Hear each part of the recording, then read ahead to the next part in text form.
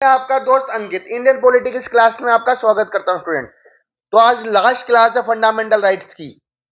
उसके बाद एक या दो क्लास पीवाईक्यू की जरूर आएगी, लेकिन जो हमारा जो सब्जेक्ट है उसमें जो अपन फंडामेंटल राइट्स पढ़ रहे थे उसकी लास्ट क्लास है ये, जिसमें आज आर्टिकल 33, 34 और 35 देखेंगे, जो इतने इंपॉर्टेंट नहीं है, बट एक बार मैं आपको ओवरव्यू दे दूंगा उनका। चलिए शुरू करते हैं student.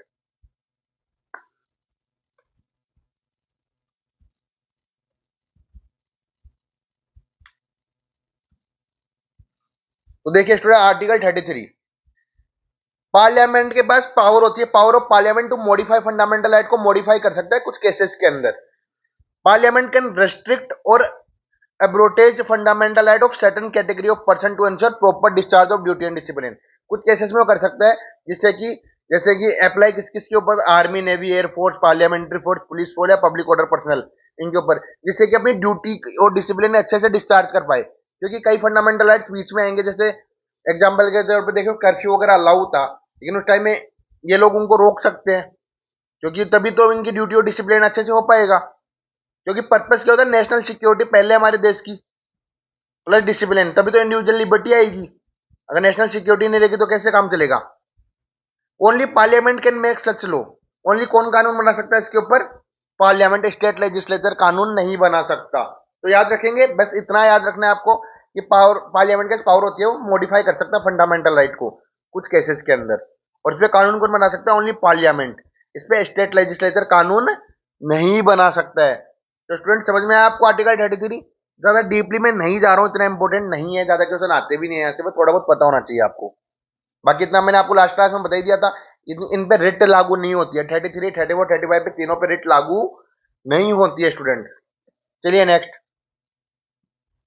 Article 34, restriction of fundamental during martial law. तो पहली चीज समझिए स्टूडेंट, मार्शल लॉ इमरजेंसी नहीं होता है।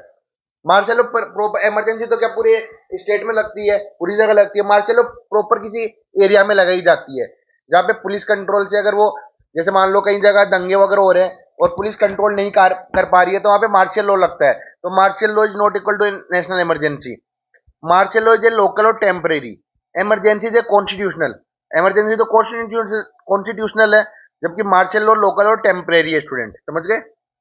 तो मार्शल लॉ डिफाइंड नहीं है कॉन्स्टिट्यूशन में, एक चीज याद रखना स्टूडेंट। जैसे मैंने बताया था माइनॉरिटी वर्ड था ना, माइनॉरिटी हमने देखा था, ये डिफाइंड नहीं है कॉन्स्टिट्यूशन में। वैसे मार्शल लॉ भी डिफाइंड नहीं है कॉन्स्टिट्यूशन में। तो बेसिकली मार्शल लॉ में क्या होता है, जो सिविल एडमिनिस्ट्रेशन होता है वो टेक ओवर कर लेती है मिलिट्री। जितना भी सिविल एडमिनिस्ट्रेशन होता है वो कौन कंट्रोल करता है? मिलिट्री कंट्रोल करती है, उसको बोलते हैं मार्शल लॉ। ये कहीं डिफाइंड नहीं है कॉन्स्टिट्यूशन में। इसमें इफेक्ट क्या आता है स्टूडेंट? फंडामेंटल राइट में बी रेस्ट्रिक्टेड और सस्पेंडेड। तो इस टाइम पे जो फंडामेंटल राइट्स होते हैं ना, वो भी रेस्ट्रिक्टेड हो जाते हैं और सस्पेंडेड हो जाते हैं। पार्लियामेंट में indemnify official for action taken during, तो पार्लियामेंट भी उस टाइम पे मतलब डिसीजन ले सकता है अपने मार्शल लॉ के टाइम पे। तो आर्टिकल 34 है, restriction of fundamental during martial law. और बार बार बोल रहा हूँ, मार्शल लॉ इमरजेंसी के इक्वल नहीं होता, नॉट इक्वल टू है, समझ गए स्टूडेंट। तो ये 34 था। अब 35 देखिए student, exclusive legislative power of parliament, है ना। 35 में क्या बोलता है कि लेजिस्लेटर के पास पावर होती है, पार्लियामेंट के पास पावर होती है, लेजिस्लेटिव पावर होती है, वो कानून बना सकता है कुछ भी। जैसे parliament alone can make law, जैसे 16 का 3, resident requirement for public employment के लिए कानून बना दिया। 32(3), empowering other court to issue writ, जैसे हाई कोर्ट भी इशू रिट कर सकता है, तो रिट इशू कर सकता है, सॉरी स्टूडेंट। या फिर 33 देखा अपन ने, फंडामेंटल राइट फोर्सेस के लिए रेस्ट्रिक्ट हो सकती है, मार्शल लॉ देखा। तो इस पे कानून बना सकता है कौन? पार्लियामेंट, लेजिस्लेटिव पावर 35 में दी हुई है। तो स्टूडेंट हमारा ये टॉपिक खत्म होता है। नेक्स्ट क्लास में मैं पीवाईक्यू कराऊंगा आपको, है ना। मैं कुछ पीवाईक्यू तो रेट्स के लेके आऊंगा, फिर मैं मिक्स पीवाईक्यू लेके आऊंगा फंडामेंटल राइट के, जो मिक्स होके पूछे गए हैं। तो ऐसे लाइक कमेंट करते रहिए, शेयर करते रहिए, सब्सक्राइब करिए स्टूडेंट।